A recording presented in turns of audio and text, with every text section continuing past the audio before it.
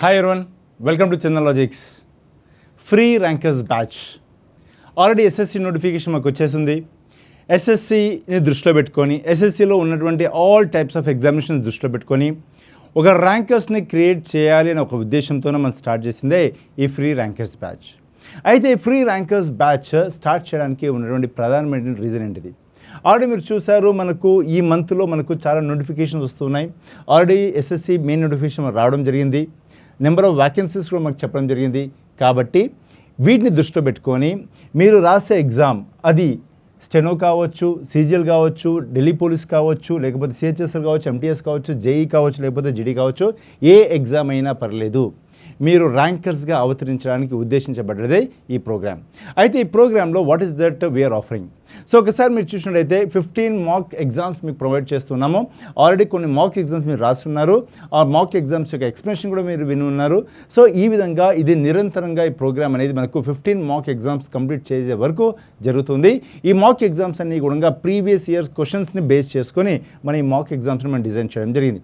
అదేవిధంగా ఇక్కడ చూసినట్టయితే ఇక్కడ ఎక్స్ప్లెనేషన్ ఉంటుంది. మీరు రాసిన ప్రతి మాక్ ఎగ్జామ్స్కి కంప్లీట్గా ఫ్రీగా మీకు ఎక్స్ప్లెనేషన్ కూడా ఇవ్వడం జరుగుతుంది. ఆ ఎక్స్ప్లెనేషన్ కూడా టాప్ నాచ్ ఫ్యాకల్టీ చేత మీకు ఇవ్వడం జరుగుతుంది. అదేవిధంగా మీకు స్మార్ట్ అప్రోచెస్ కూడా ఇవ్వడం జరుగుతుంది with respect to solving the problems. So మీరు ఏ విధంగా చాలా ఈజీగా ప్రాబ్లమ్స్ సాల్వ్ చేయాలి అన్నది కూడా మీకు గైడ్ చేయడం జరుగుతుంది. At the same time saving strategies which is very very very very important for any competitive examination. కాబట్టి టైం సేవింగ్ స్ట్రాటజీస్ కూడా ప్రొవైడ్ చేయడం జరుగుతుంది. అండ్ కంప్లీట్ గైడెన్స్ కూడా మీకు టైం టు టైం అనేది మనకు చంద్రసరిస్తారు. ఎట్ ద సేమ్ టైం మీరు చూసినట్టయితే రైల్వే వాళ్ళకు కూడా ఈ కోర్స్ అనేది మీకు ఉపయోగపడుతుంది.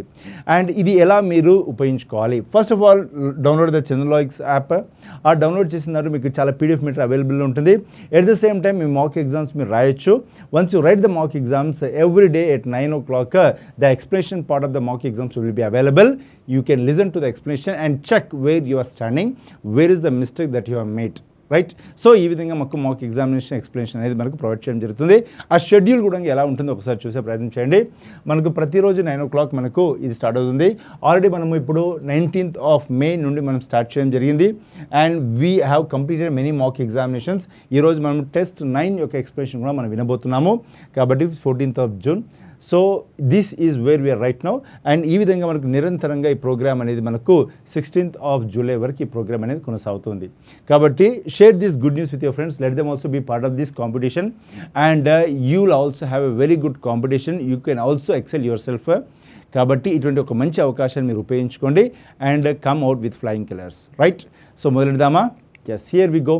అండ్ ఈ వీడియోని కూడా మీరు షేర్ చేయండి. They should be 10K likes for this video. Okay, చలో చూడండి. ఇక్కడ first the foremost question, who among the following is the world renowned exponent of the bamboo flute?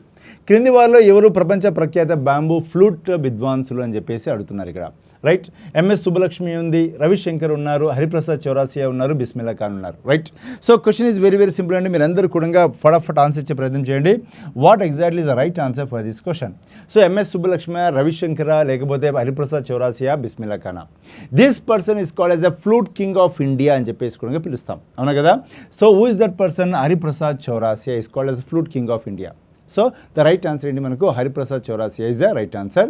So Hariprasad Chaurasia, Pandit Hariprasad Chaurasia is a world renowned exponent of the bamboo flute called bansuri in Hindustani classical music tradition. ఇది కూడా మనకి చాలా important point. దేంట్లో తను ఈ యొక్క flute voice అంటే Hindustani classical music స్టైల్లో తన ఫ్లూట్ అనేది వాయించడం జరుగుతూ ఉంటుంది.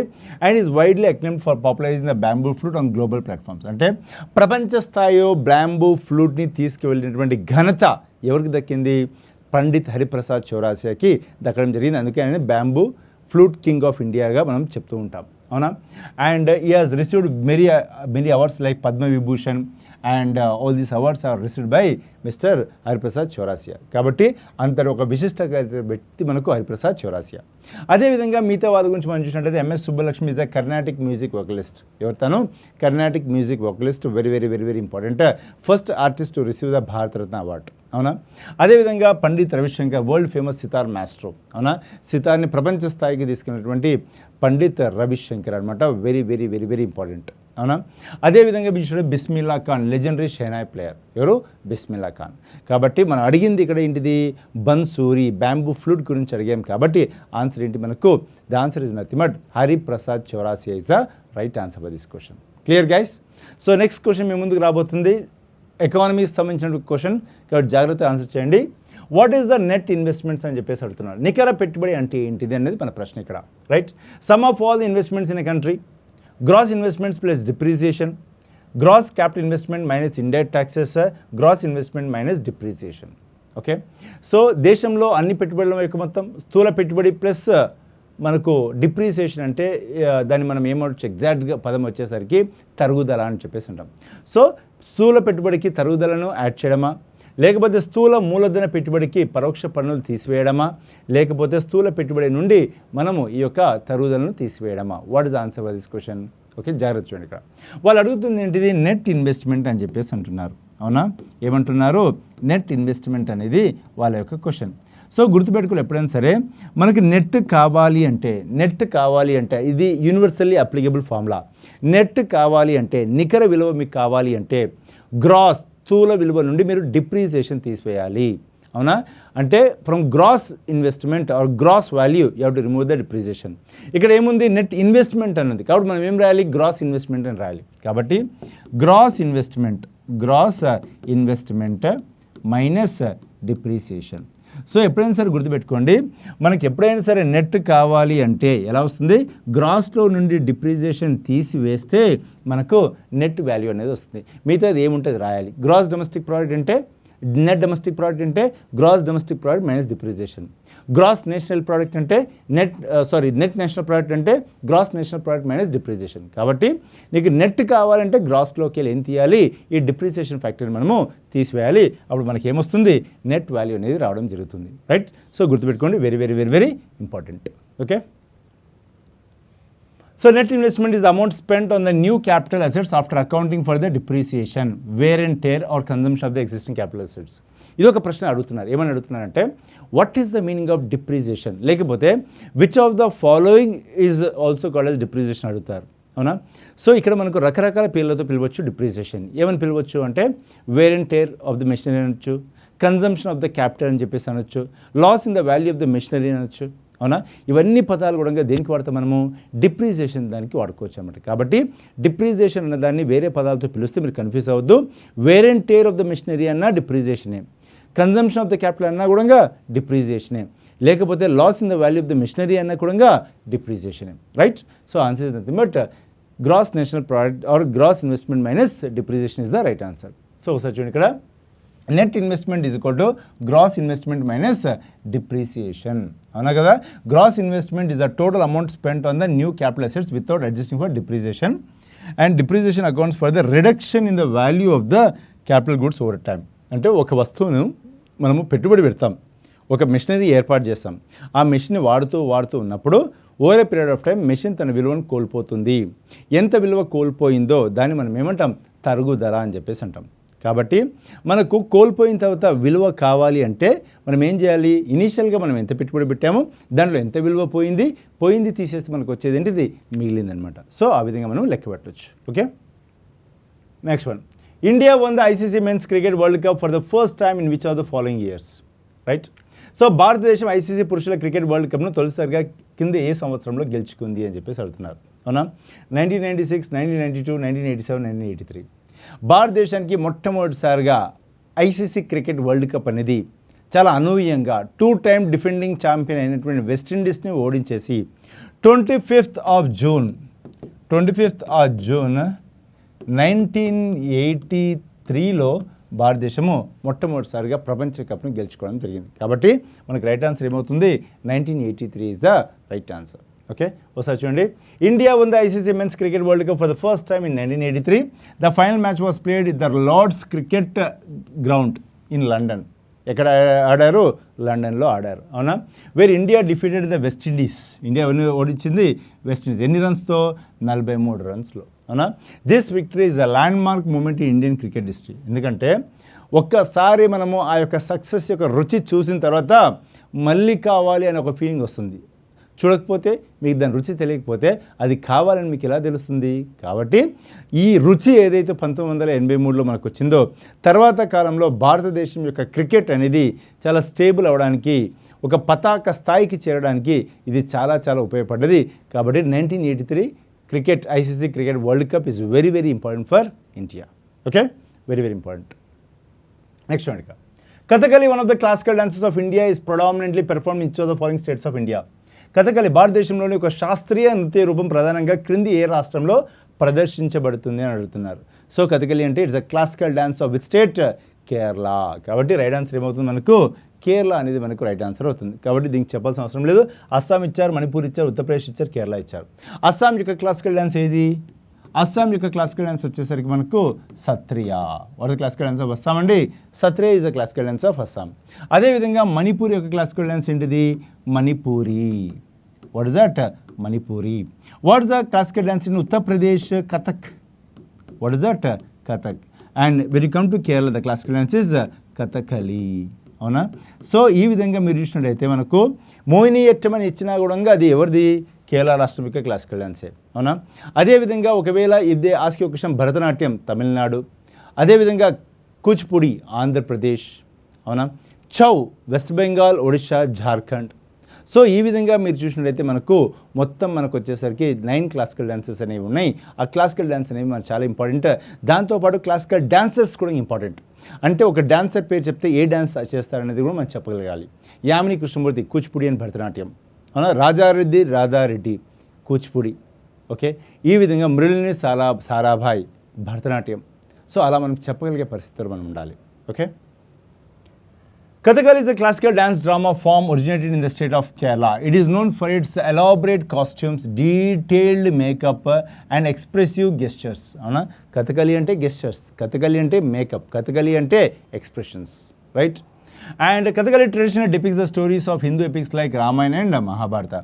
అంటే రామాయణాన్ని మహాభారతాన్ని ఒక డ్యాన్స్ డ్రామా రూపంలో మనకు కథకళిలో ఈ యొక్క వివరించడం జరుగుతుంది. కాబట్టి one of the prominent classical dance is nothing but Kathakali. Okay, next చూడండి ఇక్కడ very important. Which identify the oldest iron and steel company of India from the following options. క్రింద ఎంపికల్లో భారతదేశం అత్యంత పాత ఇనుము మరియు ఉక్కు కంపెనీని గుర్తించండి అని చెప్పేసి అంటున్నారు. Okay, so Tata iron and steel company TISCO అని చెప్పేసి అంటాం. Visvesvaraya iron and steel company కర్ణాటకలో ఉంటుంది. Indian iron and steel company IISCO. అదేవిధంగా Mysore iron and steel company ఇది కూడా మనకు కర్ణాటకలోనే ఉంటుంది. రైట్. సో ఆన్సర్ ఏంటి ఇక్కడ? Try to give answer for this question. Very very important question, very famous. అవునా? The answer is what? TISCO is the right answer. What is the right answer? TISCO is the right answer. So ఒకసారి చూసినట్లయితే Tata iron and steel company was established in the year 1907 అండి. ఎప్పుడు? 1907 సంవత్సరంలో మనకు TISCO ఏర్పాటైంది. And Jamsetji Tata, by whom? Jamsetji Tata, very very very famous Parsi business man, very very great person. Okay, and it's the oldest iron and steel company in the country. So భారతదేశంలో ఉన్నటువంటి ఉక్కు కర్మాగారాల్లో అత్యంత పురాతనమైనది ఏది అంటే మనకు Tata iron and steel company. దాని షార్ట్ ఫామ్లో మనం టిస్కో అని చెప్పేసి పిలుస్తాం. Okay, and it played pioneering role in the industrialisation of the country. ఎందుకంటే భారతదేశం పారిశ్రామికంగా ముందుకు వెళ్ళాలంటే స్టీల్ అనేది మనకు మ్యాండేటరీ అనమాట. And TISCO is known as Tata steel limited. దాన్ని మనం టాటా స్టీల్ లిమిటెడ్ అని కూడా పిలుస్తాం. ఓకే, వేరే options. Vishweshwara iron steel company ఏదైతే ఉందో అండ్ మైసూర్ ఐరన్ వర్క్స్ అని కూడా అంటుందని 1923లో మనకు స్టార్ట్ అవ్వడం జరిగింది బై ఎం విశ్వేశ్వరయ్య. ఓకేనా? అండ్ అది మనకు మైసూర్లో ఉందన్నమాట. తర్వాత ఏమైందంటే ప్రస్తుతం అది ఒక భద్రావతి అనే ఒక ప్లేస్కి మూవ్ చేశారు. ఇప్పుడు ప్రస్తుతం అది స్టీల్ అథారిటీ ఆఫ్ ఇండియా అంటే సేల్ ఆధ్వర్యంలో అది మనకు నడుస్తుంది అనమాట. సో జాతీయకరణ చేసిందో steel authority of India, that is nothing but Maharatna కిందగా అది పనిచేస్తుంది. అదే Mysore iron steel work is other name for the above one. And Indian iron steel company was founded in the year 1918. అంటే టిస్కో వచ్చేసరికి 1907లో ఏర్పాటు చేస్తే ఇస్కో వచ్చేసరికి 1918లో ఏర్పాటు చేశారు. అంటే ఆల్మోస్ట్ ఒక 11 years తర్వాత ఏర్పడింది. కాబట్టి ద ఓల్డెస్ట్ వన్ ఏది అంటే మనకు TISCO is the right answer. Okay, అదేవిధంగా మీరు చూసినట్టయితే మీరు ఎస్ఎస్సీ లాంటి ఎగ్జామ్స్కి మీరు ప్రిపేర్ అవ్వాలనుకున్నప్పుడు గుర్తుపెట్టుకోవాల్సిన ఇంపార్టెంట్ అంశం ఏంటంటే సీజీఎల్ కావచ్చు, సిహెచ్ఎస్ఎల్ కావచ్చు, జీడీ, ఎంటీఎస్, స్టెనో, సిపిఓ వీటన్నిటికీ కలిపి మనకు ఒక కాంప్రహెన్సివ్ కోర్స్ మనకు అవైలబుల్ ఉంది. ఇది మనకు 3, 6 and 12 months డ్యూరేషన్స్తో అవైలబుల్ ఉంది. కాబట్టి make use of this kind of courses. Okay, లేదు నేను ఒక సీజీఎల్కి మాత్రమే ప్రిపేర్ అవుతాను అనుకున్నప్పుడు టైర్ 1కి అదేవిధంగా టైర్ 2 రెండు కలిపి 3 and 6 months డ్యూరేషన్తో మనకు అవైలబుల్ ఉంది ఈ కోర్స్ అనమాట. లేదు నేను సిహెచ్ఎస్ఎల్కి ప్రిపేర్ అవుతాను అనుకున్నప్పుడు you can make use of this course. లేదు నేను బోత్ ప్రిలిమ్స్ అండ్ మెయిన్స్ రెండు రాస్తాను ఫర్ సిపిఓ అనుకున్నప్పుడు you can make use of this course available here both English and Telugu medium. అదేవిధంగా ఎస్ఎస్సి జీడీ కోసం కూడా మీరు మనకి స్పెషల్ బ్యాచ్ అవైలబుల్ ఉంది, 700+ అవర్స్ ఆఫ్ ట్రైనింగ్ అనేది అవైలబుల్ ఉంది, make use of this. And MTS కోసం కూడా మనకు కోర్సెస్ అవైలబుల్లో ఉన్నాయి. ఓకే, అండ్ JEE ప్రిపేర్ అవుదాం అనుకుంటే ఆల్మోస్ట్ 1100+ అవర్స్ ఆఫ్ వీడియోలు వచ్చేస్తూ మనకు కోర్స్ డిజైన్ చేయడం జరిగింది. అండ్ స్టెనోగ్రాఫర్ కోసం స్పెషల్ బ్యాచ్ అవైలబుల్లో ఉంది, ఇది కూడా మనకు 700+ అవర్స్తో అవైలబుల్ ఉంది, బోత్ 3 and 6 months డ్యూరేషన్తో ఉందన్నమాట. అండ్ నెక్స్ట్ వన్ జాగ్రత్త చూడండి ఇక్కడ. The magnificent Kailasa temple at Ellora was built under the reign of which Rashtrakuta king? అవునా, ఎల్లోరాలోని అద్భుతమైన కైలాస ఆలయం ఎలాంటి ఏ రాష్ట్రకూట రాజు పాలనలో నిర్మించబడిందని అడుగుతున్నారు. ఇది చాలాసార్లు మనకి ఎగ్జామ్లో వచ్చినటువంటి ప్రశ్న. ఇది కృష్ణవర్ణ, ఇంద్రాత్రియ, గోవిందాత్రియ, Amoghavarsha. What's right answer? So ఎవరి ఆధ్వర్యంలో, ఏ రాష్ట్రకూట రాజు యొక్క ఆధ్వర్యంలో మనం ఈ యొక్క ఎల్లోరాలో ఉన్నటువంటి కైలాసనాథ్ టెంపుల్ని మనం నిర్మించడం జరిగింది. Ellora caves are very very very famous. అవునా, ఇప్పటికీ మీరు చూసినట్టయితే మనకు 20 రూపాయల నోటు పైన ఉన్నటువంటి కేవ్స్ మనకి Ellora caves. Right? Yes. Answer ఏంటి ఇక్కడ? The right answer is Krishna one is the right answer. Is the Rashtrakuta king. Okay, ఒకసారి చూడండి. The Kailasa temple of Ellora famous for his rock cut architecture and grandeur was built in the reign of Rashtrakuta king Krishna one. ఎప్పుడు 8th centuryలో దీన్ని నిర్మించడం జరిగింది. అంటే almost 800 సంవత్సరాలు, అంటే 700 something సంవత్సరాల్లో దీన్ని నిర్మించడం జరిగింది. It is considered one of the largest monolithic rock cut temples in the world. అంటే ఒకటే రాయి నుండి చెక్కినటువంటి ఒక టెంపుల్ అనమాట. అంటే మల్టిపుల్ స్టోన్స్ వాడలేదు, ఒకటే రాయిని చెక్కేసి ఒక టెంపుల్ యొక్క నిర్మాణం చేశారు. అటువంటి ఒక టెంపుల్స్లో ప్రపంచంలో అతిపెద్దది ఒక ఎల్లోరా కేవ్ టెంపుల్ అని చెప్పేసి చెప్తున్నారు. ఇది కైలాస టెంపుల్. దీన్ని కట్టించింది ఎవరు? కృష్ణవన్. ఎప్పుడు? 8th centuryలో, అంటే 700+ years ఆ టైంలో కట్టించడం జరిగింది. అవునా, ఇంద్రాత్రి ఎవరైతే ఉన్నారో ఈయన కూడా రాష్ట్రకూట కింగ్. అండ్ తర్వాత కాలంలో మనకు 10th centuryలో వచ్చినటువంటి ఒక Rashtrakuta king, known for his military patronage. అదేవిధంగా మీరు గోవిందాత్రి ఎవరైతే చూస్తున్నారో ఆయన 8th and 9th centuryలో ఉన్నటువంటి ఒక Rashtrakuta king who led to the expansion of ఈ యొక్క రాష్ట్రకూట ఎంపైర్. అదేవిధంగా అమోఘ వర్ష ఎవరైతే ఉన్నారో ఈయన కూడా ఒక ఫేమస్ రాష్ట్రకూట కింగ్. ఈయన ఒక కల్చరల్ కాంట్రిబ్యూషన్కి చాలా చాలా ఫేమస్. ఈయన కూడా మనకు 9th century టైంలో ఉన్నారు. And it's a very big patron of Jainism. అంటే జైన మతాన్ని బాగా ప్రబోధించింది, బాగా ప్రోత్సహించింది ఎవరు అంటే మనకు అమోఘ వర్ష. రైట్? సో వీళ్ళందరూ కూడా మనకు ఆ యొక్క కైలాసనాథ్ టెంపుల్కి సంబంధం లేదు. దాన్ని కట్టించింది ఎవరు అంటే Krishna one is the one who is responsible for the construction of Kailasanath temple. Next, which state duty is the Hemis festival celebrate అంటున్నారండి. అవునా, సో హెమిస్ పండుగ భారతదేశంలో ఏ రాష్ట్రంలో, కేంద్రపాలిత ప్రాంతంలో జరుపుకుంటారని చెప్పేసి అడుగుతున్నారు. ఇక్కడ హెమిస్ అనగానే మనకు ఒక గుర్తు రావాలండి. ఏంటిది? Hemis is the largest national park in the country. మన భారతదేశంలో ఉన్నటువంటి 107 నేషనల్ పార్క్స్ ఏవైతే ఉన్నాయో, రీసెంట్గా వచ్చినటువంటి సిమ్లీపాల్ నేషనల్ పార్క్తో మొదలు పెడితే 107 నేషనల్ పార్క్లో అత్యంత పెద్ద నేషనల్ పార్క్ ఏదైనా ఉంది అంటే ఆన్సర్ ఏంటిది? The answer is nothing but none other than Hemis National Park. మరి హెమిస్ నేషనల్ పార్క్ మనకి ఎక్కడుంది? మనకి హెమిస్ నేషనల్ పార్క్ వచ్చేసరికి మనకు ఒక లడక్ ప్రాంతంలో ఉంది. మరి హెమిస్ ఫెస్టివల్ ఎక్కడ ఉంటుంది? అది కూడా మనకు లడక్ ప్రాంతంలో ఉంటుంది. కాబట్టి రైట్ ఆన్సర్ ఏమవుతుంది? మనకు లడక్ అనేది మనకు రైట్ ఆన్సర్. అయితే ఈ హెమిస్ ఫెస్టివల్ ఎవరి యొక్క బర్త్డే సందర్భంగా చేస్తారు అంటే there is the founder of Ladakh Buddhism. His name is Rinpoche. ఏం పేరు? Rinpoche. Okay, is the founder of the Ladakh Buddhism. మీకు గుర్తుంటే లడక్లో ఉన్నటువంటి లే ఇంటర్నేషనల్ ఎయిర్పోర్ట్ ఏదైతుందో, లే ఎయిర్పోర్ట్ ఏదైతుందో దాన్ని మనము we call it as Rinpoche airport అనమాట. అంటే మొత్తం చెప్పాలి అంటే కుషోక్ బాకులా రింపోచి ఎయిర్పోర్ట్. ఈ Kushok Bakula Rinpoche airport is also named after Buddhist monk Kushok Bakula Rinpoche. అట్లాగా వాళ్ళు స్టార్ట్ చేసిన ఈ లడక్ బుద్ధిజం అనమాట. వాళ్ళ జయంతి సందర్భంగా మనం చేసే పండగ ఏది అంటే హెమిస్ ఫెస్టివల్. కాబట్టి మనకు రైట్ ఆన్సర్ ఏంటిదిగా Ladakh is the right answer. ఓకేనా, గుర్తుపెట్టుకోవాలి. అదేవిధంగా ఇక్కడ చూసినట్టయితే the Hemis festival is famous for culture and religious festival celebrate annually the Hemis monastery in the Ladakh. It honours the birth anniversary of Guru Padmanabhava, the founder of the Tibetan Buddhism. His name is Guru Rinpoche. ఏం పేరు? గురు రింపోచి. ఆయన గురు పద్మనాభవ అని చెప్పేసి కూడా పిలుస్తుంటారు. Okay, and the festival includes the traditional mask dances, music and prayers attracting tourist and devotees from the around the world. So ప్రపంచంలో ఉన్నటువంటి చాలామంది టూరిస్టులు కూడా ఈ యొక్క హెమిస్ ఫెస్టివల్ చూడడానికి లడక్ ప్రాంతానికి వస్తారు. Already Ladakh is a famous tourist destination. హిమాలయాస్ని మీరు అందాలను చూడాలంటే మీరు ఎక్కడికి వెళ్ళాలి? లడక్ ప్రాంతాలకు వెళ్ళాలి. అత్యంత ఎత్తైన ప్రాంతాలకు మీరు వెళ్ళొచ్చు లడక్లో. Right?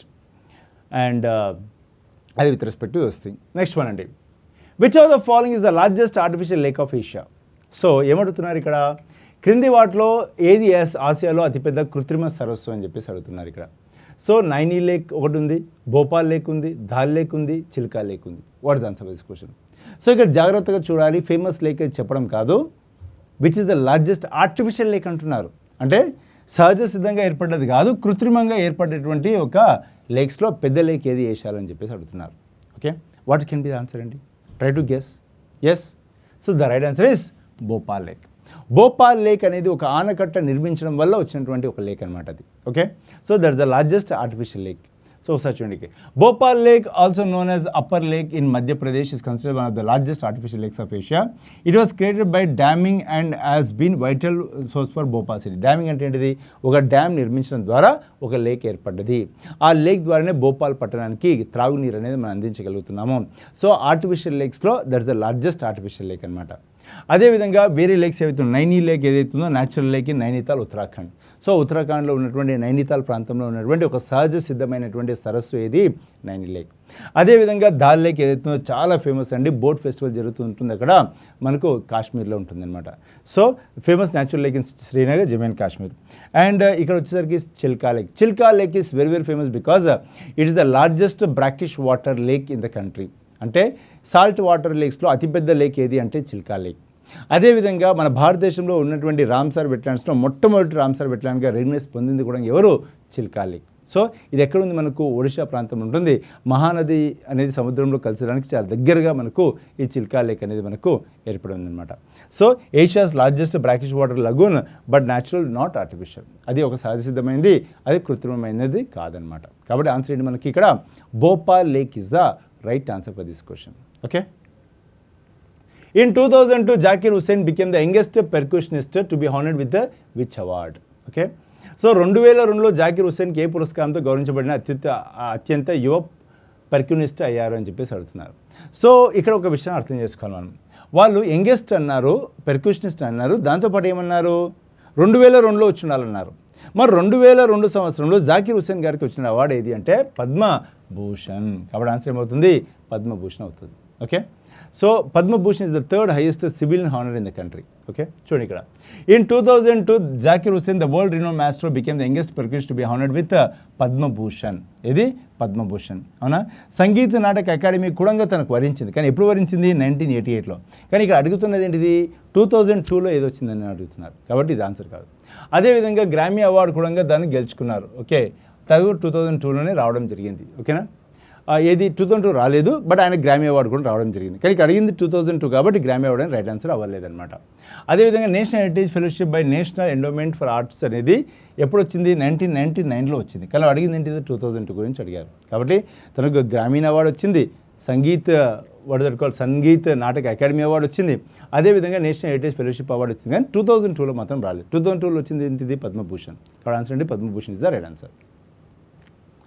With reference to Sipai Mutiny of 1857, on which of the following dates did the soldiers at Meerut start their journey to Delhi? 1857 సిపాయిల తిరుగుబాటుకు సంబంధించి మీరట్లోని సైనికులు ఢిల్లీకి తమ ప్రయాణాన్ని ప్రారంభించిన తేదీ ఏది అని అడుగుతున్నారు ఇక్కడ. సో ఇక్కడ బేసికల్గా 1857 రివోల్ట్ ఏదైతే ఉందో అది 10 కారణాల చేత రివోల్ట్ అనేది రావడం జరిగింది.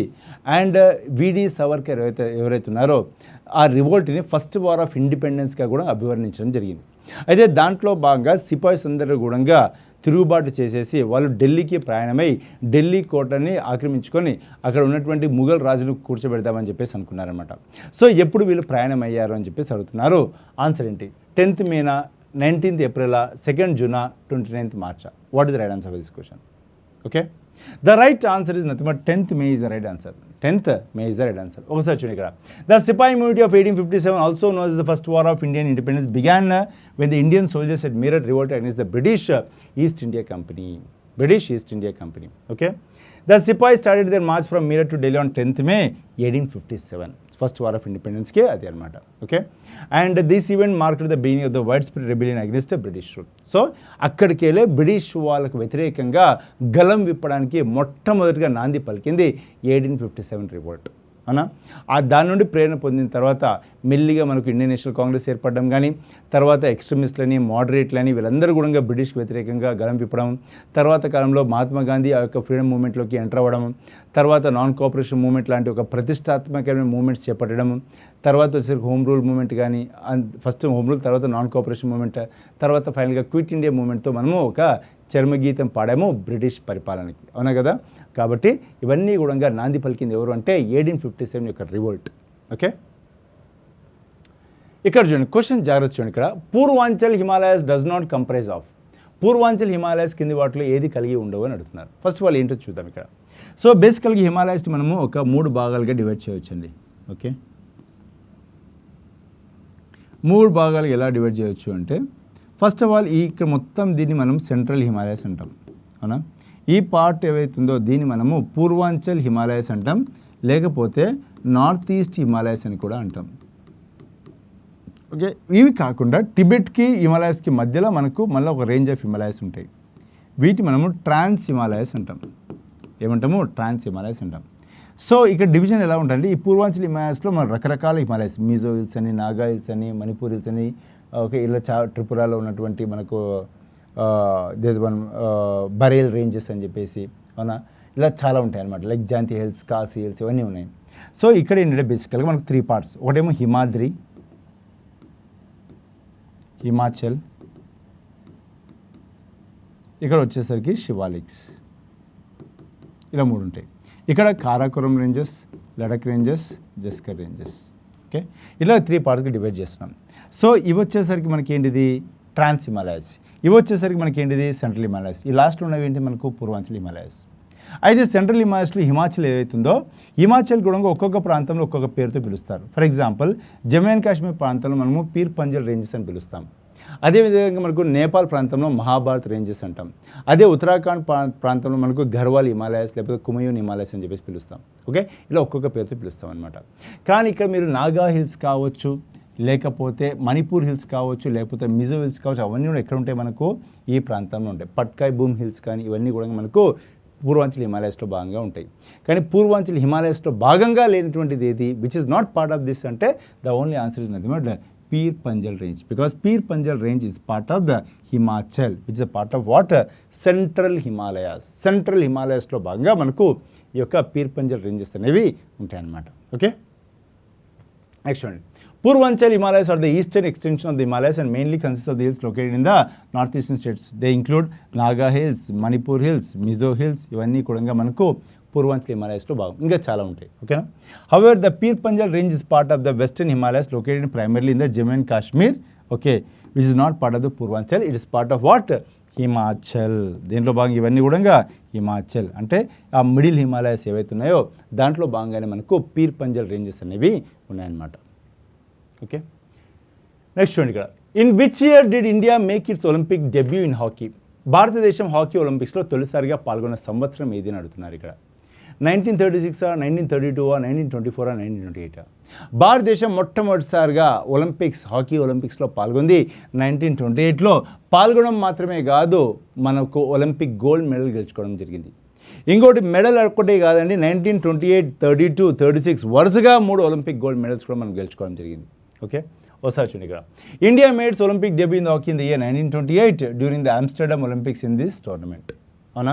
అయితే India won the gold medal, it mark the beginning of Olympic hockey and Dhyan Chand. Okay, ఎవరి పేరు మీద అయితే ప్రతిష్టాత్మకమైనటువంటి ధ్యాన్ చంద్ ఖేల్రత్న అవార్డు మనము రూపొందించుకున్నామో ఆ Dhyan Chand is called as the magician of hockey. తను కూడా 1928 ఒలింపిక్స్లో ఈ యొక్క హాకీ టీంలో పాల్గొన్నారు. He made a great contribution. Dhyan Chand ప్లేయర్గా ఉన్నప్పుడు 3 గోల్డ్ మెడల్స్ వచ్చాయి, కెప్టెన్గా ఉన్నప్పుడు 3 గోల్డ్ మెడల్స్ వచ్చాయి. అందుకనే హాకీ అంటే మనకు గుర్తొచ్చే ఏకైక పేరు ఎవరు? ధ్యాన్ చంద్. ఓకే, అండ్ అదేవిధంగా మీరు చూసినట్టయితే ఇక్కడ ఈ ధ్యాన్ చంద్ యొక్క ఈ ప్లేయర్ ఎవరైతే ఉన్నారో ఈయన ఒక ఇన్స్పిరేషన్. కాబట్టి ఈయన ఇన్స్పిరేషన్తో మనకు చాలా హాకీలో ఇండియా అనేది టాప్లో నిలిచింది. కానీ తర్వాత చాలా గ్యాప్ వచ్చిన తర్వాత 41 ఇయర్స్ తర్వాత మళ్ళీ ఇండియా ఒలింపిక్స్లో హాకీలో షైన్ అవ్వడం అనేది రీసెంట్ టైమ్స్లో మనం చూస్తున్నాం. ఓకే, చూడండి. ఒకటి, this is some scenario based question with respect to politics concern. అంటే పాలిటిక్స్ సంబంధించి ఒక సినారియో బేస్డ్ క్వశ్చన్ ఇచ్చారు. A student on his school assignment is taking a session on how to make compost at home for using it as a park for using it at a park, which fundamental duty is ఈ performing. ఒక విద్యార్థి తన పాఠశాల అసైన్మెంట్లో పార్కులో ఉపయోగించేందుకు ఇంట్లో compost తయారు చేయడం గురించి సెషన్ తీసుకున్నారు. తను ఏ ప్రాథమిక కర్తవ్యాన్ని నిర్వర్తిస్తున్నాడు? ఓకేనా, ఆన్సర్ చూడండి.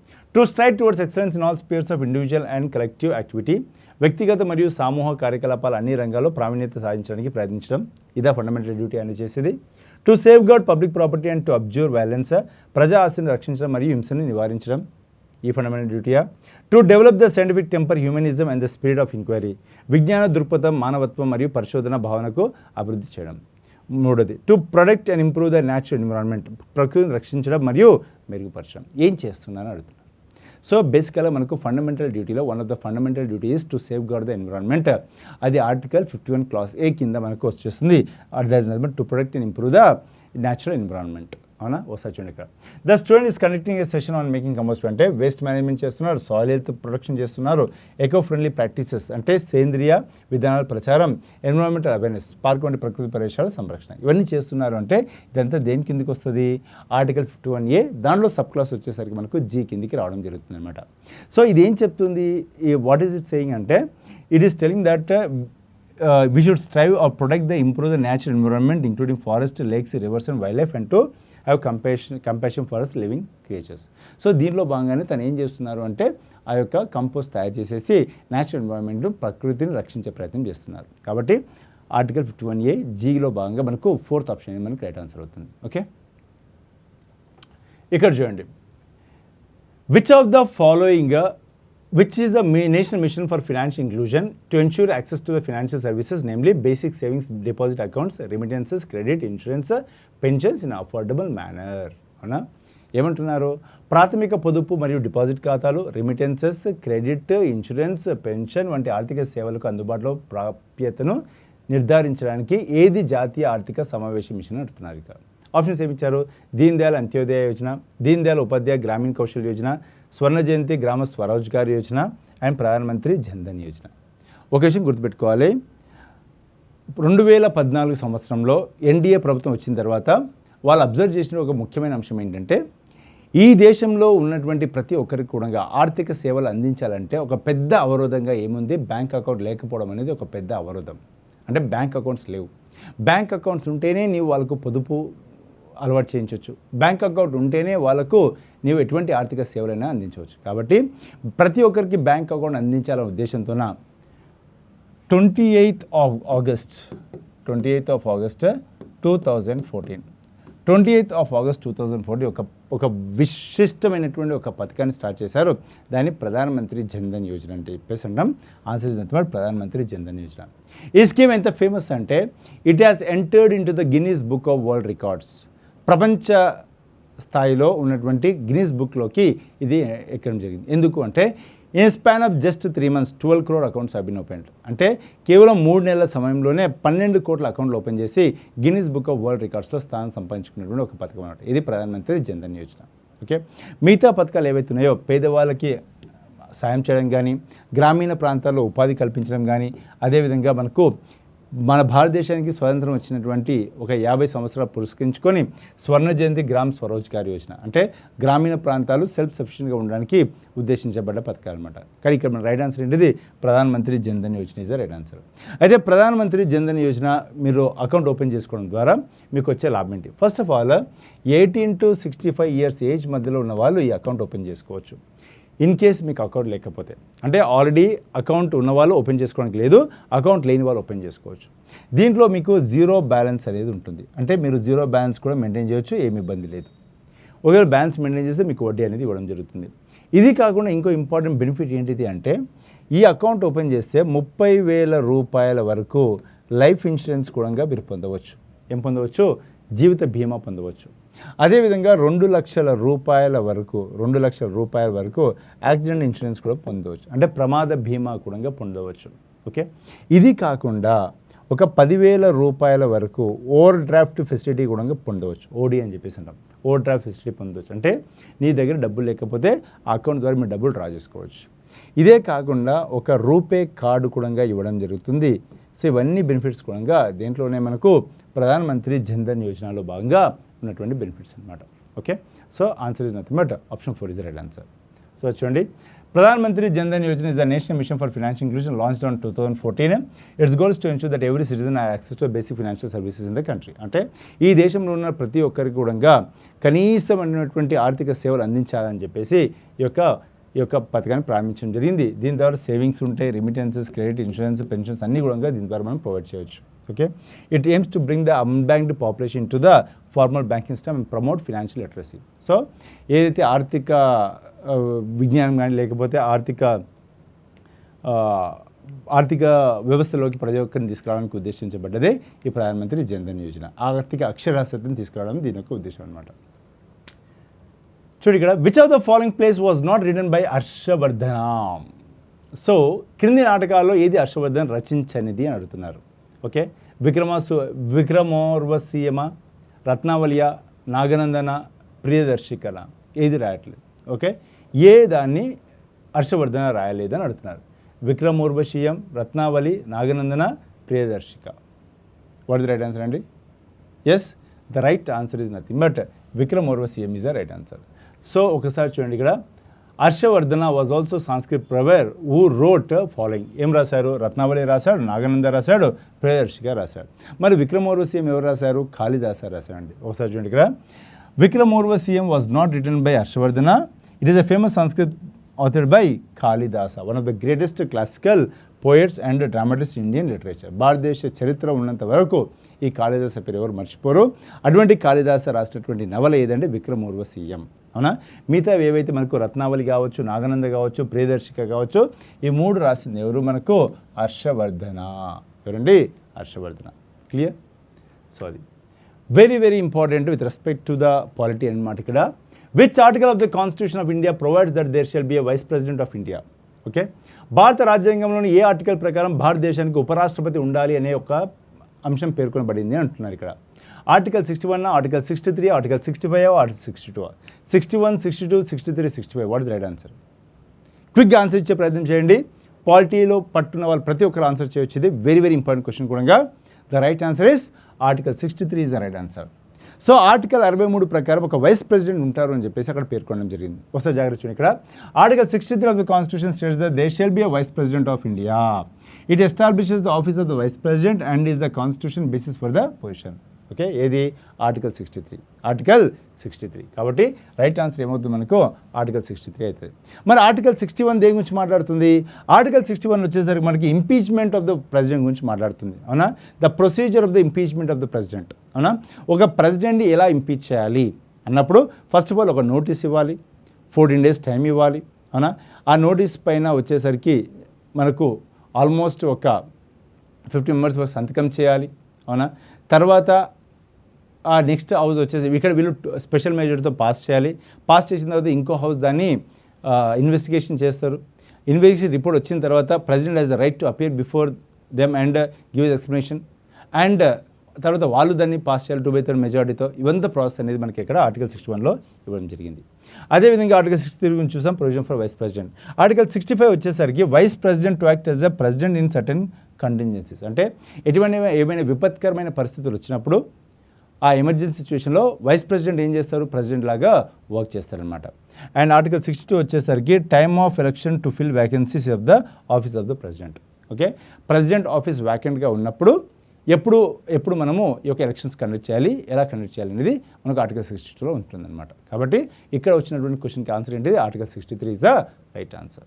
ఓకే, దట్స్ ఇట్ అండి for this with respect to GS concern. So చూడండి, ఇక్కడ మనకు ఎస్ఎస్సి 2025 దృష్టిలో పెట్టుకొని ఫ్రీ ర్యాంకర్స్ బ్యాచ్ మనం కోర్స్ జరుగుతుంది. ఈ కోర్స్ ద్వారా మీరు ఎస్ఎస్సికి సంబంధించిన సీజీఎల్ కావచ్చు, సిహెచ్ఎస్ఎల్, జీడీ, ఎంటీఎస్, సిపిఐ ఏదైనా సరే మీరు ఎఫిషియెంట్గా మీరు ప్రిపేర్ అయిపోయి ర్యాంకర్స్గా మీరు అవతరించవచ్చు. కాబట్టి ఈ యొక్క ఫెసిలిటీ మీరు ఉపయోగించుకునే ప్రయత్నం చేయండి. టాప్ నాచ్ ఫ్యాకల్టీ చేత మీకు ఎక్స్ప్లెనేషన్ అనేది ఇవ్వడం జరుగుతుంది. మిమ్మల్ని ఒక్కొక్క మెట్టు ఎక్కిస్తూ మిమ్మల్ని ఒక ర్యాంకర్స్గా చూడడమే ఈ యొక్క కోర్స్ యొక్క ఉద్దేశం. So wish all good luck. Hi all, ఈ సెషన్లో మనం SSC CGL test series number 9ని డిస్కస్ చేద్దాము. ఇందులో మనం జనరల్ సైన్స్ అండ్ కరెంట్ అఫైర్స్ని డిస్కస్ చేద్దాం. Okay, a javelin throw by an athlete is in dash motion.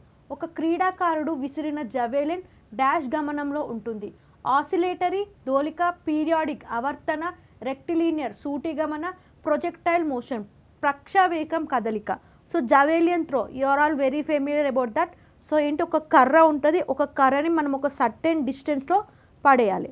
So that is known as javelin throw. So అది ఏ మోషన్లో వెళ్తుంది, అది స్ట్రేట్గా వెళ్తుందా, లేదా కర్వ్డ్ మోషన్లో వెళ్తుందా, లేదా ఆసిలేటరీ మోషన్లో వెళ్తుందా, లేదా పీరియాడిక్ మోషన్లో వెళ్తుందా అని అడుగుతున్నారు. సో మనం చూసుకున్నట్లయితే ఆసిలేటరీ మోషన్ అంటే ఏంటమ్మా, ఆసిలేటరీ మోషన్కి పర్ఫెక్ట్ ఎగ్జాంపుల్ వచ్చేసి ఏంటి, పెండ్యులం. సో ఇది రిపీటెడ్గా సైకిల్ అన్నట్టు. సో పెండ్యులం అనేది టూ ఫ్రో.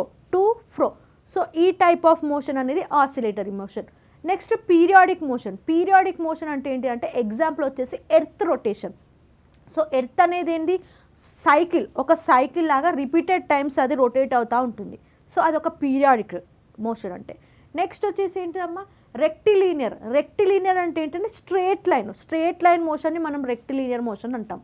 సో నెక్స్ట్ వచ్చేసి ప్రొజెక్టైల్ మోషన్. ప్రొజెక్టైల్ మోషన్ అనేది ఏంటి, ఇలా వేసినప్పుడు అదొక కర్వ్డ్ మోషన్లో వెళ్తున్నట్టు. సో మనం అబ్జర్వ్ చేసుకున్నట్లయితే ఈ జావెలియన్ త్రో అనేది ఏ మోషన్లో వెళ్తుందమ్మా, ఇలా వేస్తే అలా వెళ్ళి గ్రౌండ్కి టచ్ అవుతుంది. So what is that motion, first ఇలా వెళ్ళి ఇలా వెళ్తుంది అంటే కర్వ్డ్ మోషన్.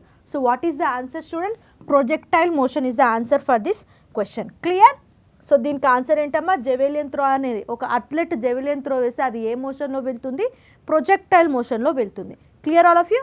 ఆసిలేటరీ మోషన్కి పర్ఫెక్ట్ ఎగ్జాంపుల్ వచ్చేసి పెండ్యులం, అండ్ పీరియాడిక్ మోషన్కి పర్ఫెక్ట్ ఎగ్జాంపుల్ వచ్చేసి ఎర్త్ రొటేషన్, అండ్ రెక్టిలియన్కి పర్ఫెక్ట్ ఎగ్జాంపుల్ వచ్చేసి ఏంటమ్మా, స్ట్రేట్ లైన్గా మూవ్ అయ్యేది.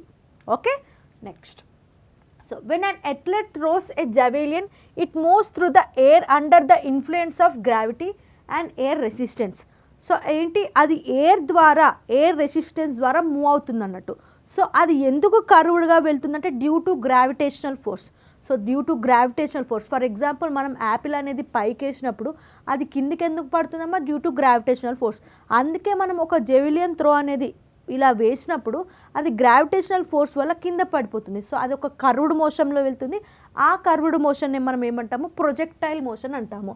Okay, wear an object is projected in to the air and moves along A curved path due to the gravity is known as what, projectile motion.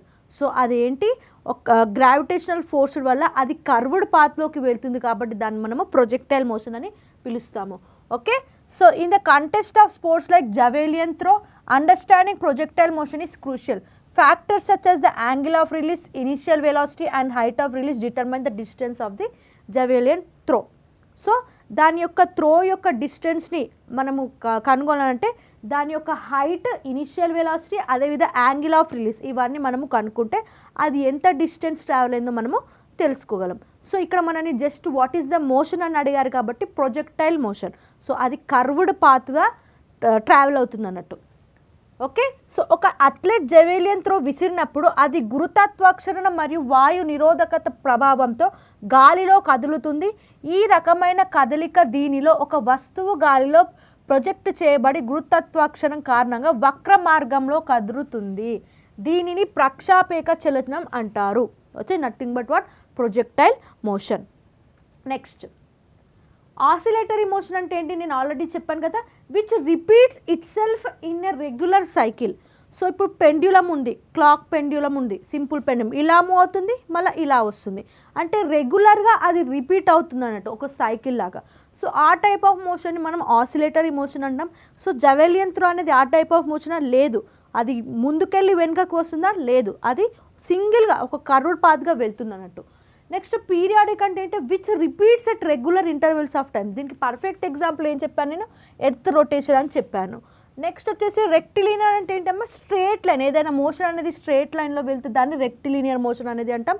So javelin throw అనేది straight లైన్లో వెళ్ళదమ్మా, అది curved పాత్లో వెళ్తుంది. Okay, next question ఏంటో చూద్దాం. Microbes like rhizobium, nitrosomonas and nitrobacter are used for rhizobium, nitrosomonas, nitrobacter వంటి సూక్ష్మజీవులు ఏ ప్రక్రియలో ఉపయోగించబడతాయి?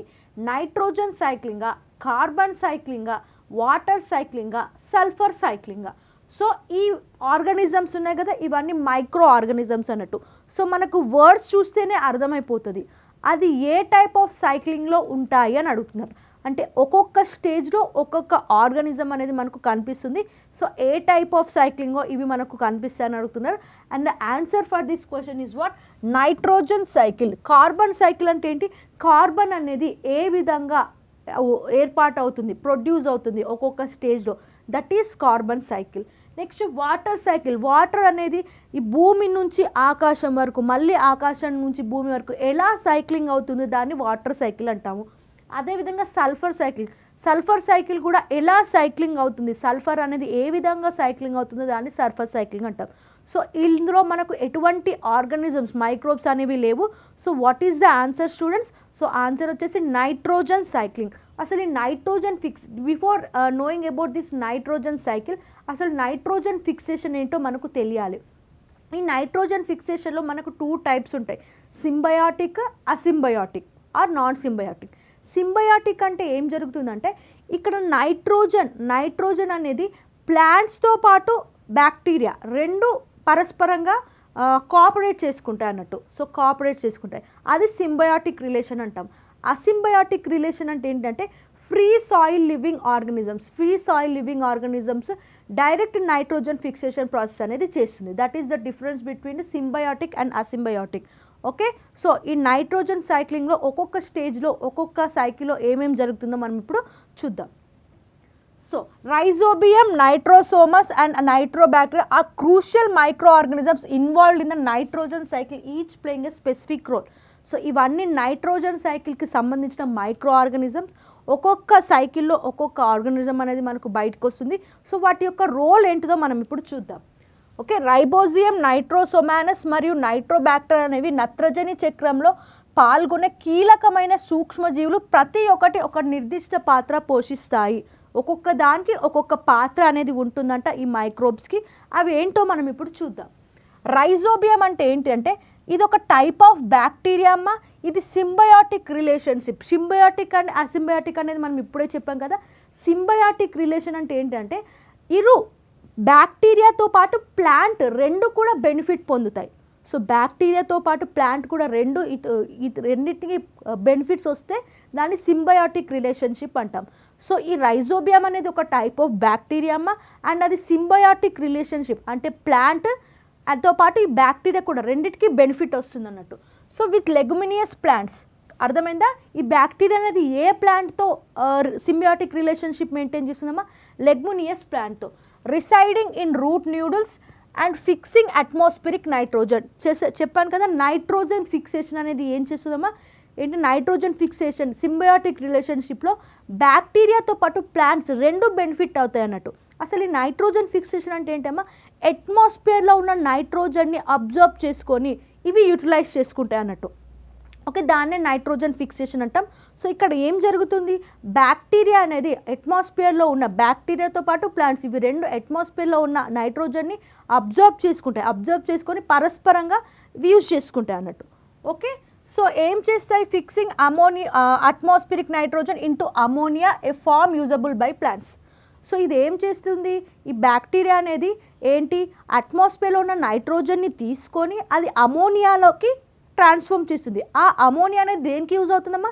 ప్లాంట్స్కి యూజ్ అవుతుంది. అంటే పరస్పరంగా రెండు తోడ్పడుతున్నాయి అన్నట్టు. ఓకే, ఈ బ్యాక్టీరియా అనేది అట్మాస్ఫియర్లో ఉన్న నైట్రోజన్ని తీసుకొని అది ప్లాంట్స్కి అమోనియా లాగా ఇస్తుంది అన్నట్టు. Okay, so that is the rhizobium role. ఏంటి రైజోబియం? ఇది బ్యాక్టీరియా పప్పు ధాన్యాల మొక్కలలో సహజీవన సంబంధాలను ఏర్పరుస్తుంది. ఓకే, ఏంటి ఈ బ్యాక్టీరియా పప్పు ధాన్యాల మొక్కలలో సహజీవన సంబంధాలను ఏర్పరుస్తుంది, వేర్ల న్యూడిల్స్తో నివసిస్తుంది మరియు వాతావరణ నత్రజనిని అమోనియాగా స్థిరీకరిస్తుంది. ఓకే, ఈ బ్యాక్టీరియా అనేది వేర్లలో నివసించి అట్మాస్ఫియర్లో ఉన్న ఆ నైట్రోజన్ని అబ్జర్వ్ చేసుకొని ప్లాంట్స్కి అమోనియా రూపంగా అది అందిస్తుంది.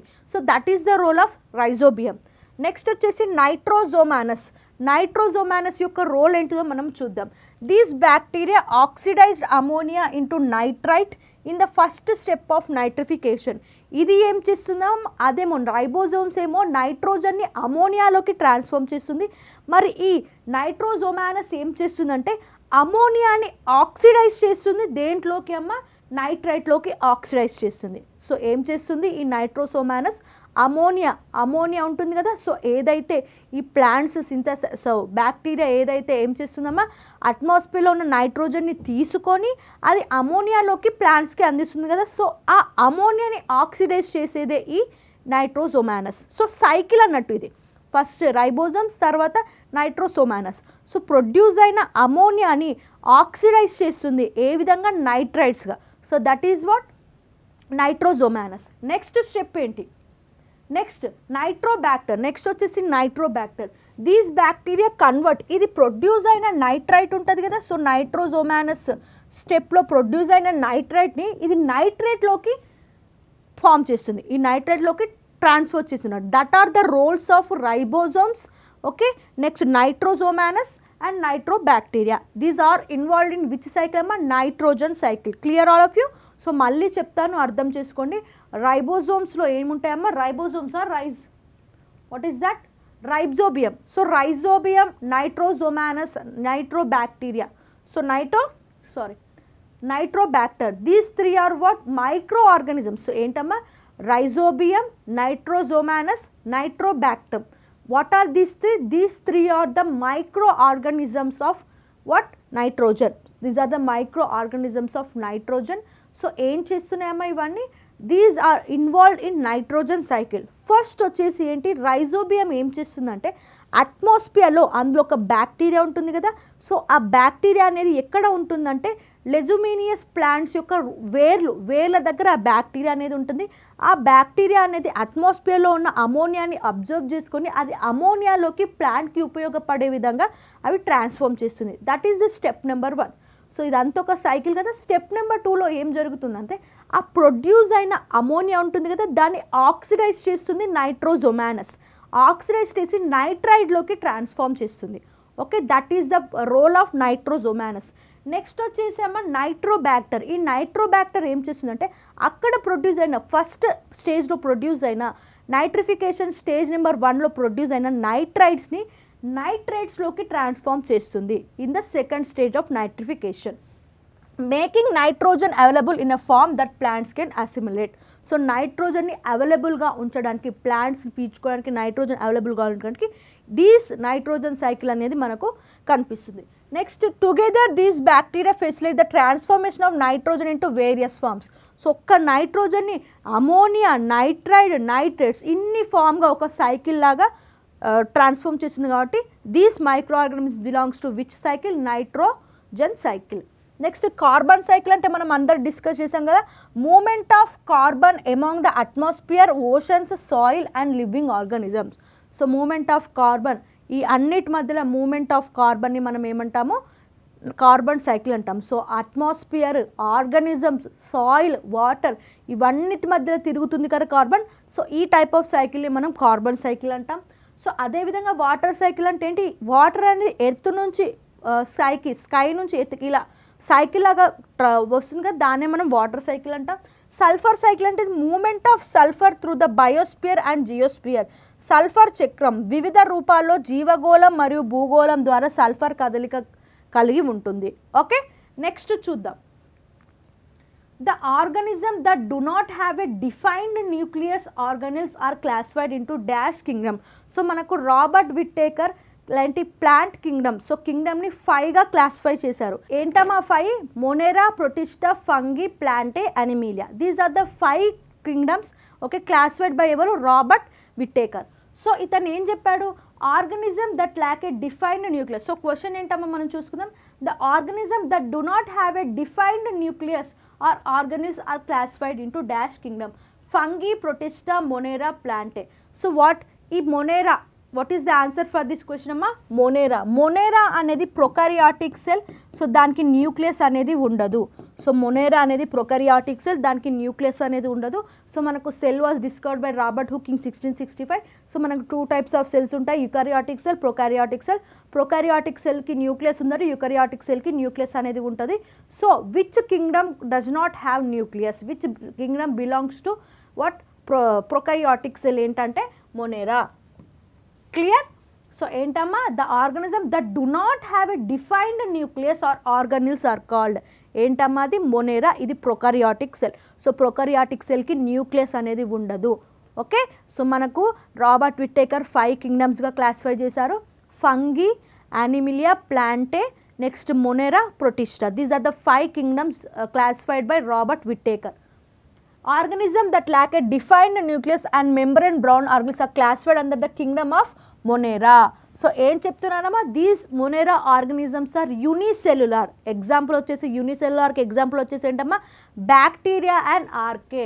What are the perfect examples for this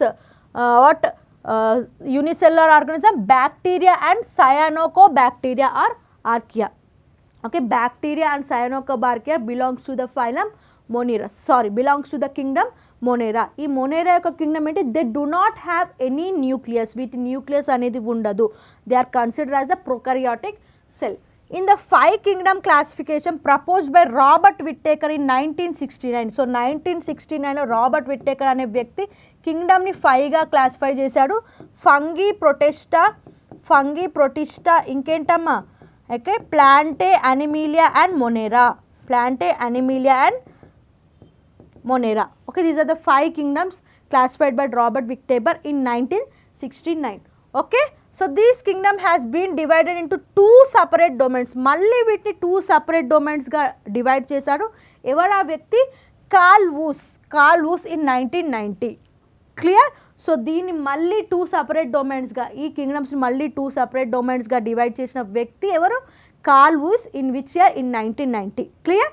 next చూద్దాం.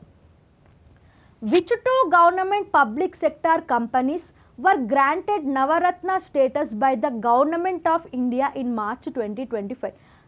Bharat Electronics Limited and National Aluminium Company, Indian Oil Corporation Limited and Oil and Natural Gas Corporation Limited, Indian railway catering and tourism corporation and Indian railway finance Corporation, Hindustan Petroleum Corporation Limited and Bharat Petroleum Corporation limited. So రీసెంట్గా 2025లో 2 ఆర్గనైజేషన్కి నవరత్న status వచ్చిందంట. So నవరత్న status, వాటి యొక్క companies యొక్క status ఎలా ఉంటుందంటే 1000 crores వరకు వాళ్ళు పెట్టుబడి, ఇన్వెస్ట్మెంట్ అనేది పెట్టుకోవచ్చు అంట, without the approvement of government.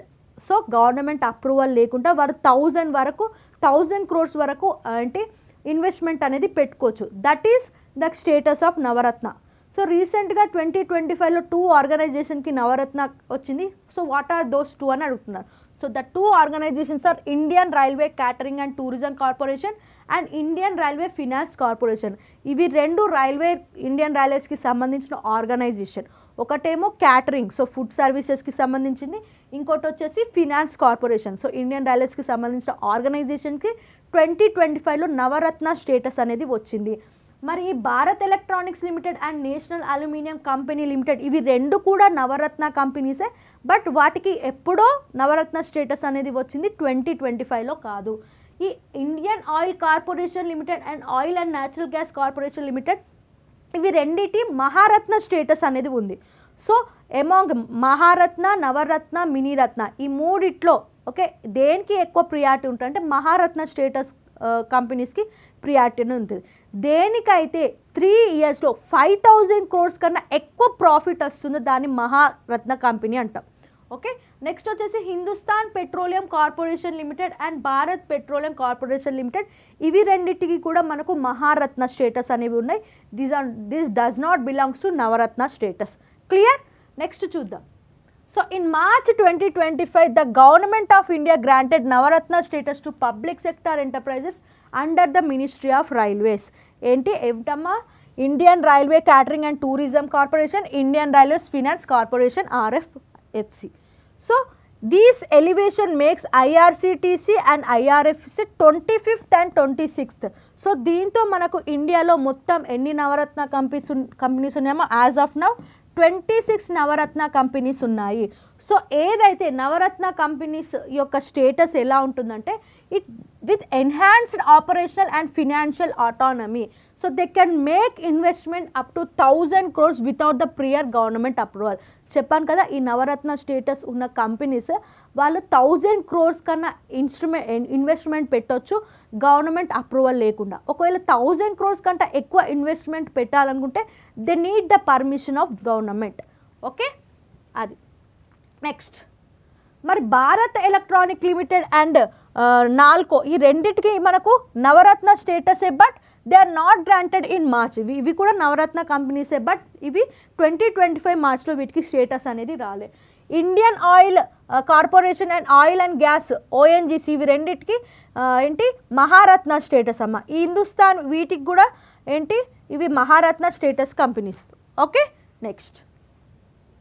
SSC 2025 వాళ్ళకు సంబంధించి మనకు కొత్త ఇనిషియేషన్ అనేది స్టార్ట్ చేసాం కదా, ఫ్రీ ర్యాంకర్స్ బ్యాచ్. ఎవరైతే సీరియస్గా ప్రిపేర్ అవుతున్నారో వాళ్ళకి ఫ్రీ ర్యాంకర్స్ బ్యాచ్ అనేది చాలా యూజ్ అవుతుందమ్మా. మీకోసం 15 మాక్ టెస్ట్ అనేవి ప్రిపేర్ చేశాము. మీరు ప్రతిరోజు ఈ మాక్ టెస్ట్ అనేది మీరు అటెంప్ట్ చేయండి. అండ్ దానికి సంబంధించిన ఫ్రీ ఎక్స్ప్లెనేషన్ కూడా మేము ప్రొవైడ్ చేస్తున్నాము యూట్యూబ్ ఛానల్లో. సో ప్రతి ఒక్కరు ఈ ఇనిషియేటివ్ని యూటిలైజ్ చేసుకున్నామా. ఏంటి మనకు ఎగ్జామ్లో ఏ విధమైన క్వశ్చన్స్ అడుగుతారో ఆ విధమైన క్వశ్చన్స్ని మేము ఈ మాక్ టెస్ట్లో ప్రొవైడ్ చేస్తున్నాం.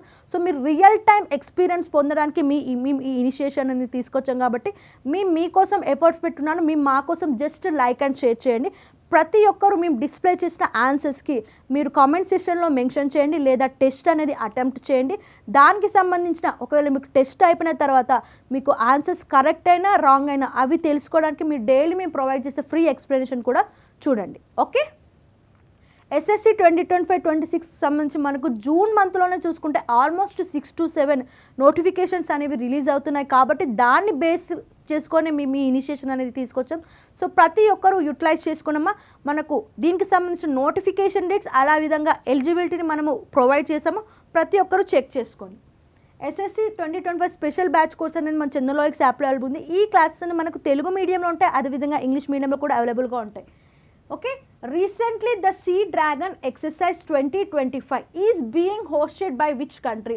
Netherlands, UAE, Saudi Arabia, United States. So రీసెంట్గా సీ డ్రాగన్ 2025 ఎక్సర్సైజ్ అనేది ఏ కంట్రీ హోస్ట్ చేశారని అడిగాను. సో ఏ కంట్రీ హోస్ట్ చేశారమ్మా? United States. సో దీని గురించి బ్రీఫ్గా మనము చూద్దాం. Sea Dragon, it was an international undersea warfare exercise at Anderson Air Force Base, Guam from 4th to 19th March. So ఈ సీ డ్రాగన్ అనే ఎక్సర్సైజ్ ఎప్పటి నుంచి ఎప్పటి వరకు జరిగిందమ్మా?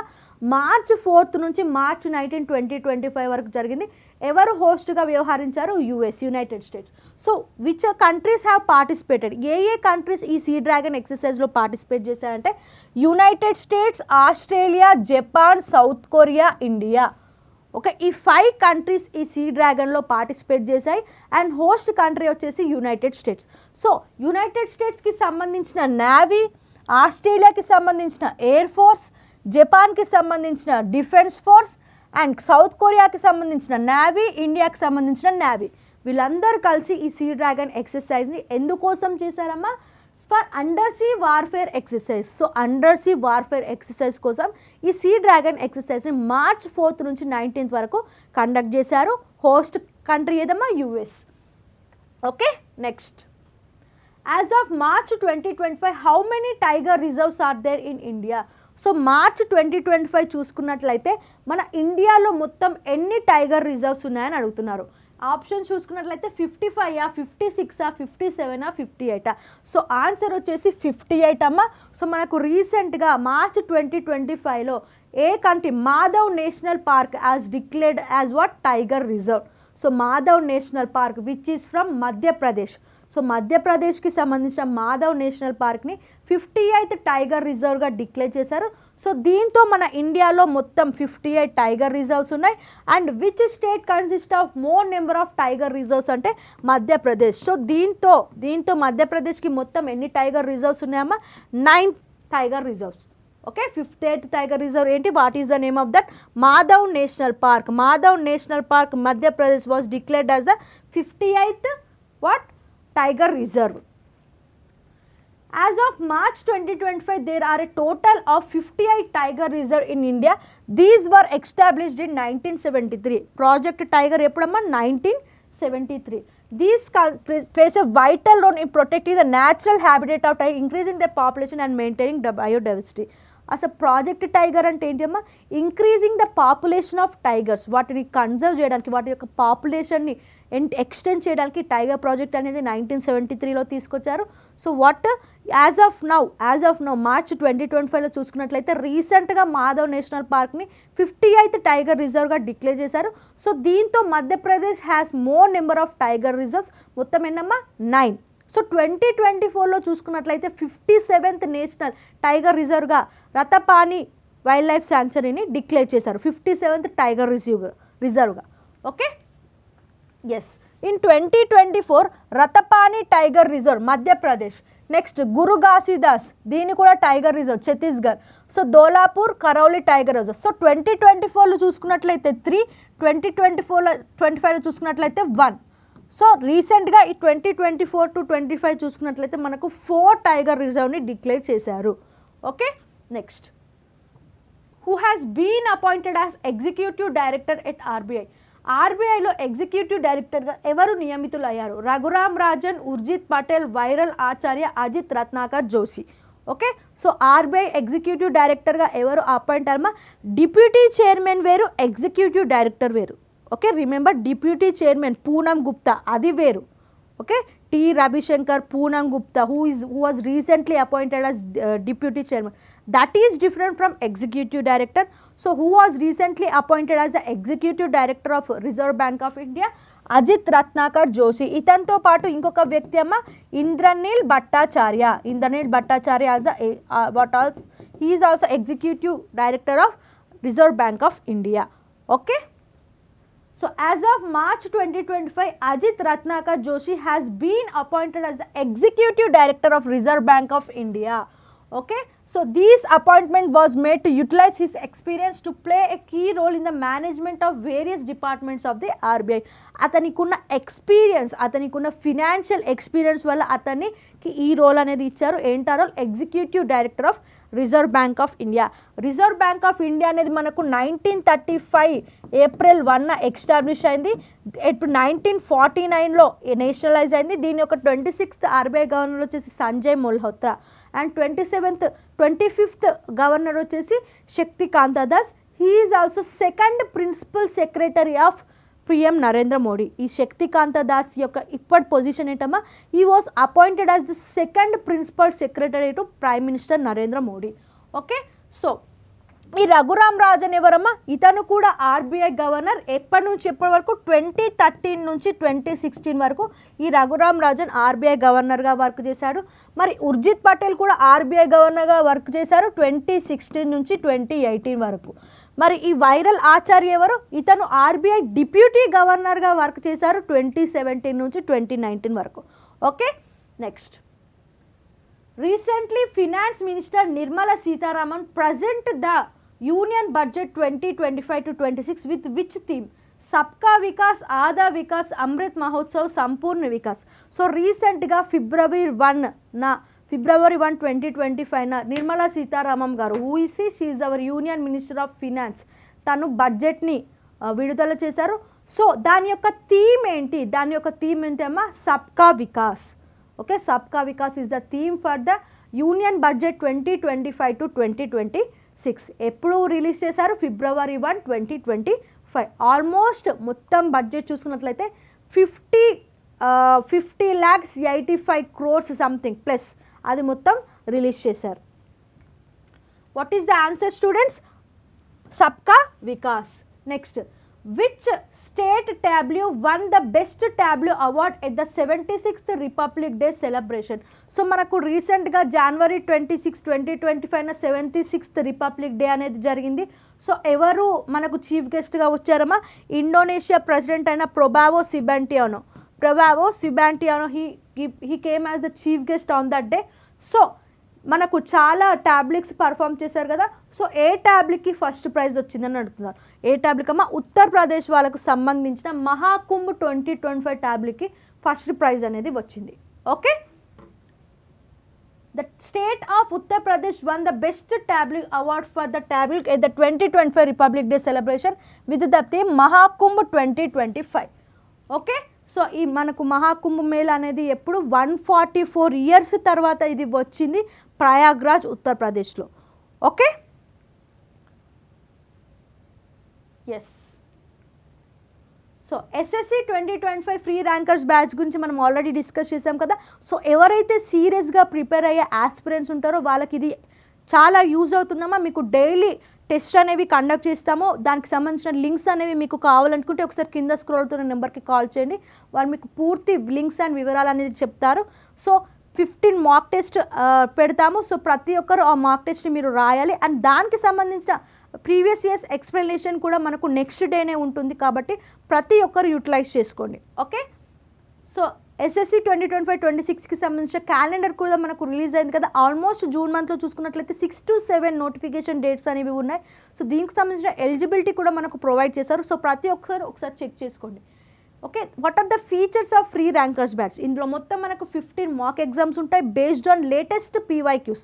సో 2024-25 జరిగిన latest PYQs.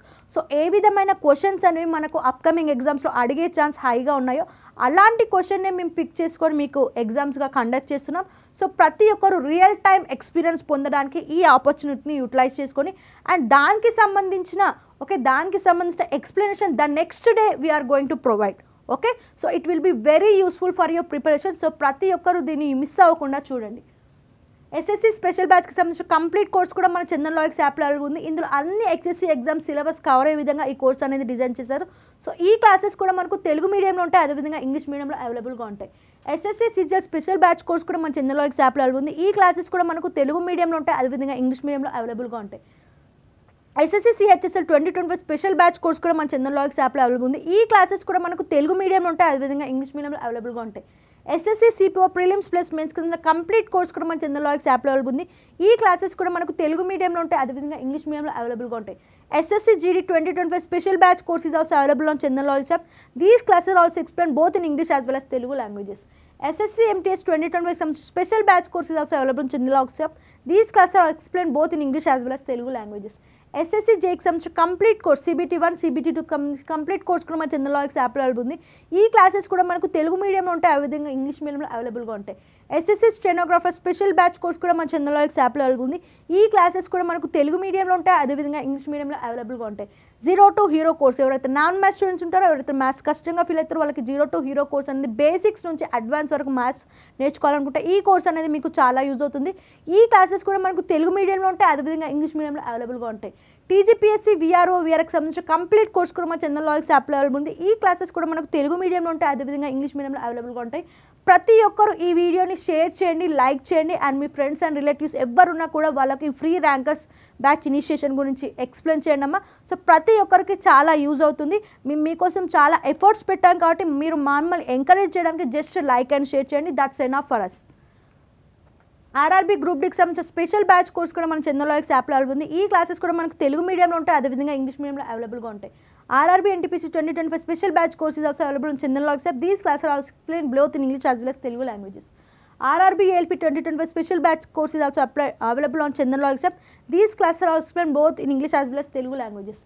RRB ALP 2025 special batch course కూడా మన చందన్ లాయిక్స్ యాప్లో అవైలబుల్ ఉంది. ఈ క్లాసెస్ కూడా మనకు తెలుగు మీడియంలో ఉంటాయి, అదేవిధంగా ఇంగ్లీష్ మీడియంలో అవైలబుల్గా ఉంటాయి. బ్యాంక్ ఎస్ఎస్సి ఆర్ఆర్బీకి సంబంధించిన కాంబో కోర్స్ కూడా మన చందన్ లాయిక్స్ యాప్లో అవైలబుల్ ఉంది. ఈ క్లాసెస్ కూడా మనకు తెలుగు మీడియంలో ఉంటాయి, అదేవిధంగా ఇంగ్లీష్ మీడియంలో అవైలబుల్గా ఉంటాయి. బ్యాంక్ మహాప్యాక్ ఎవరైతే బ్యాంక్ ఎగ్జామ్స్కి సీరియస్గా ప్రిపేర్ అవుతున్నారో వాళ్ళకి బ్యాంక్ మహాప్యాక్ అనే కోర్స్ చాలా యూజ్ అవుతుంది. ఇందులో as per the bank syllabus మనకు కోర్స్ అనేది డిజైన్ చేశారు. ఇందులో బ్యాంక్ ఎగ్జామ్స్తో పాటు RBI LIC other insurance exam syllabus కూడా కవర్ అవుతుంది. సో ప్రతి ఒక్కరు ఈ కోర్స్ని పర్చేస్ చేసుకోవడానికి ట్రై చేయండి. అండ్ ఈ క్లాసెస్ కూడా మనకు తెలుగు మీడియంలో ఉంటాయి, అదేవిధంగా ఇంగ్లీష్ మీడియంలో అవైలబుల్గా ఉంటాయి. టీజీపీఎస్సీ ఏబీపీఎస్సీకి సంబంధించిన గ్రూప్ 2 కోర్సెస్ కూడా మన చందన్ లాయిక్స్ యాప్లో ఉంది. ఈ క్లాసెస్ కూడా మనకు తెలుగు మీడియంలో ఉంటాయి, అదేవిధంగా ఇంగ్లీష్ మీడియంలో అవైలబుల్గా ఉంటాయి.